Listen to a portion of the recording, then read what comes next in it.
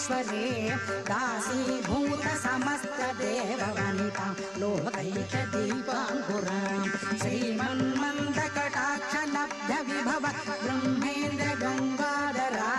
त्वां त्रैलोक्य कुटुम्बिनीं सरसिजां वन्दे मुकुन्द प्रियां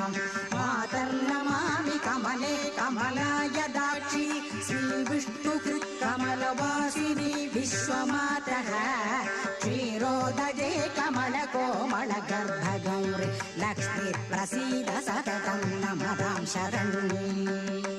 त्रिकालं योगिविद्वान् षण्मासं विजितेन्द्रियः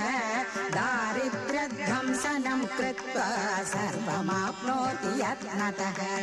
देवी नाम सहस्रेषु पुण्यमष्टोत्तरं